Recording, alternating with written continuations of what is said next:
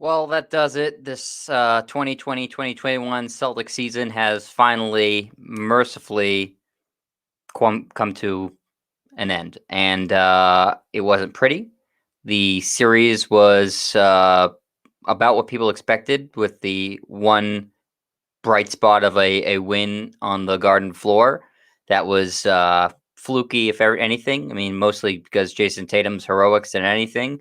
And you lose to Kyrie Irving and the Brooklyn Nets 5 in 5 games, 4-1. And it caps off what was the worst nightmare of me at the beginning of the season, which was losing to Brooklyn in a playoff series, and that's exactly what happened. And obviously, things got far worse as the season went on, and the team looked like they were underperforming the whole way through and didn't really care. And then they'd have a bright spot, and then follow it up with a couple weeks of bad play. And this series was kind of similar to that, in that they had a bright spot in the beginning of the first quarter of the first game, and then they followed it up with 7 straight quarters of bad play. And then they had a nice game 3, and then they tried in game 4, and they tried in this game too. They just are so outmatched because Danny Ainge put together a bad roster, and Brad Stevens and the players didn't live up to their end of the bargain in the regular season, getting a better seed. So this is the type of team you play in the first round when you're a low seeded team, as the Celtics were.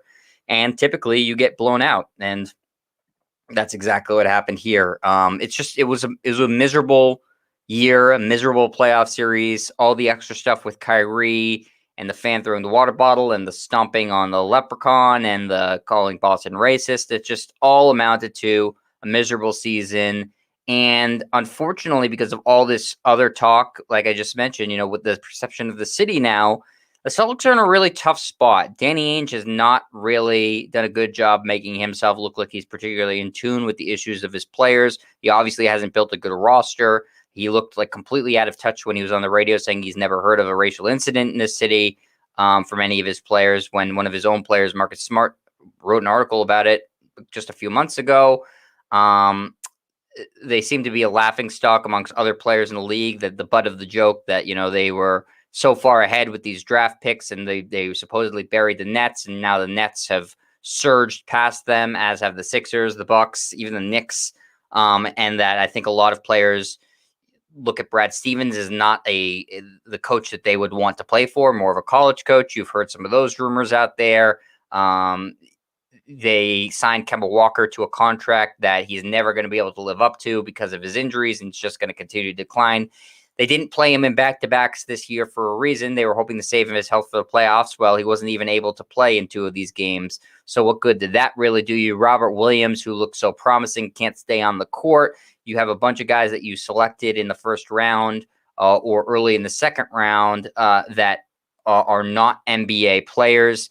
And you're behind these teams like Brooklyn and Milwaukee and Philadelphia pretty firmly now. And so how do you go from where you are, which is a mid to lower level Eastern Conference team with the Jason Tatum and the Jaylen Brown, 2 nice young pieces, to competing for a championship?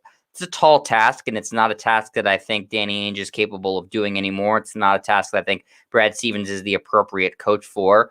I think, and I'm going to talk about this on the pick and roll show that I do tomorrow, I think this team right now, very unfortunately, has the worst coach of the main 4 teams in Boston, the worst overall roster of the main 4 teams in Boston, the worst general manager of the 4 main teams in Boston, and I do believe now the worst ownership group of the 4 main teams in Boston, because they're not getting off their asses to do anything about this.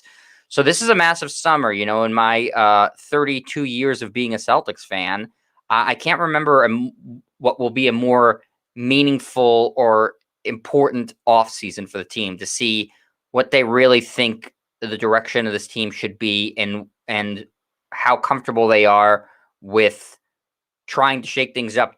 Do they want to build a team that's competing for a championship, or they want a team that's, a nice, fun team that people like? Because they're different things. Everybody's going to obviously like a winner, but are they content to just say, hey, we're a nice, solid team. We got these fun players, but we're not really going to be competing for a championship. There's lots of teams in that. Denver, Portland, they've been doing that for years, and that cuts it in those markets, but it shouldn't cut it here. So I think more so, you're going to see what this team's really about in the offseason. Are they going to swing for the fences and try to build a championship contending team? Or are they going to make little tweaks here, little tweaks there, and say, hey, look, we addressed our problems, and then come up short in the playoffs again next year?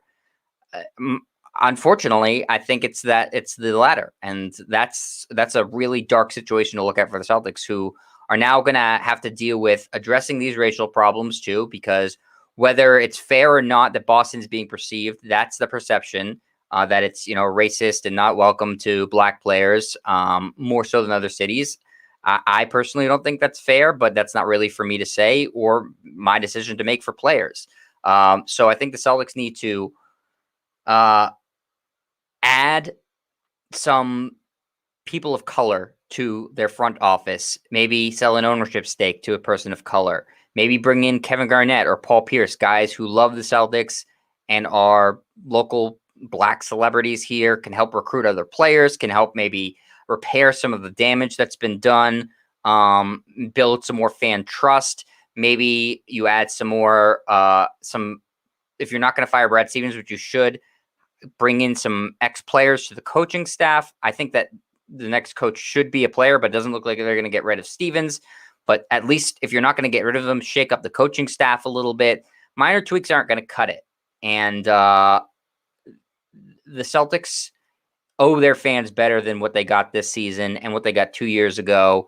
Last season in the bubble was really nice to get the Eastern Conference Finals, but I think what we're seeing with the Heat being bounced in 4 games and the Celtics now 5, the bubble was sort of an anomaly. So I don't know how much credit we can give that team and Brad Stevens for going that far. Did they really beat any real quality opponents? They beat a spunky Raptors team, but not a very talented one. You saw more or less that same team not even qualify for the playoffs this year.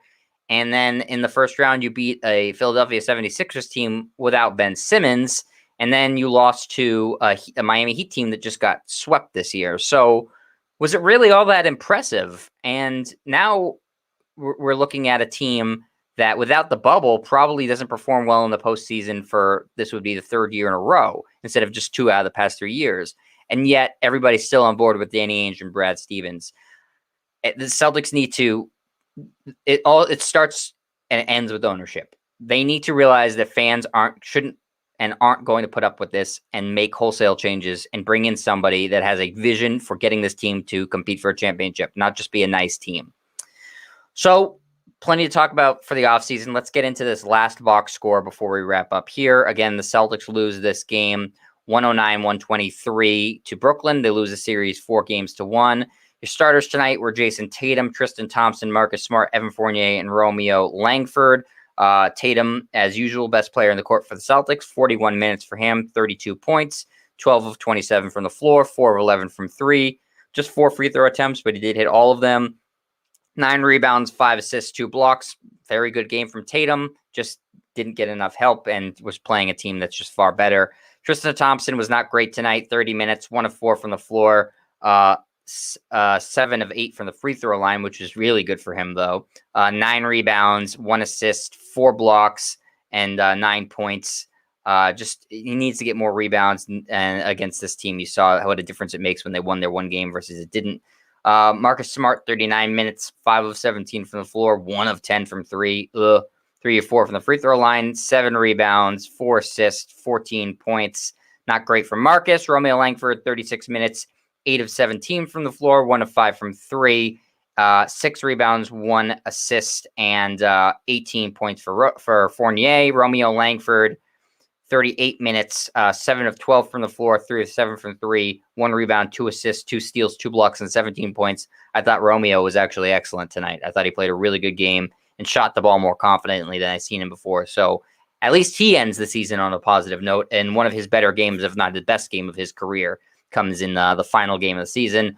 Off the bench, Jabari Parker put in 13 points in 14 minutes. Some solid work from him. Grant Williams, 3 points in 12 minutes. Nesmith, 0 points in 12 minutes. And Peyton Pritchard, just 3 points in 18 minutes.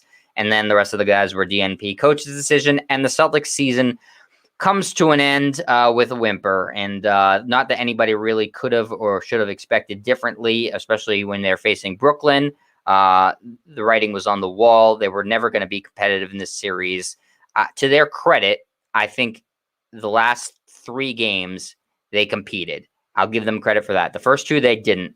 They tried, and in this game it wasn't. And just like the last game, it wasn't for lack of effort, which is better than you could say for most of the season. They were just outmatched, and I think that's the problem that the whole league is going to have.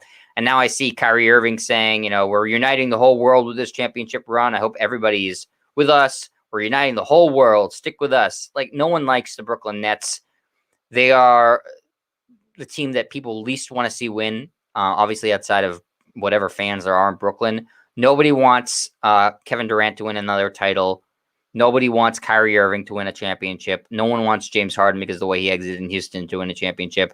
They don't want this super team to win. So I don't know how, Kyrie is still a delusional person, so more just him being delusional, but they are the absolute villains going forward in the playoffs. So go Milwaukee Bucks. And then if they're able to dispatch Milwaukee, go probably Philadelphia. But if Embiid can't go, who the hell knows how that's going to shake out. So go Bucks, I guess. And if it ends up being Lakers, Nets in the finals, us Celtics fans just pretend this whole season didn't happen.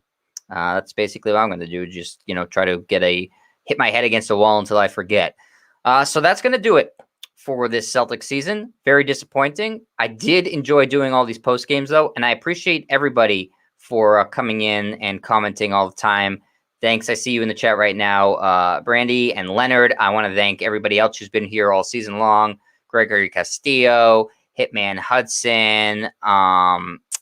Who else do we have? A bunch of other people that I'm not thinking of. Weston Iro. Anybody, if I'm forgetting you, I appreciate you being in all season long, and I'll do more Celtics content, obviously, during the off season whenever there's big news. I'll do more reactions to that. I'll do some reactions to these playoff series as they go on. But that wraps up the 2020-2021 Celtics season, which will be best remembered for a couple of big games from Jason Tatum and playing in front of no fans and not much else. Really, not just a forgettable season, because you got to remember when you let the fans down. And so I hope people remember, but I hope it just gets better from here on out.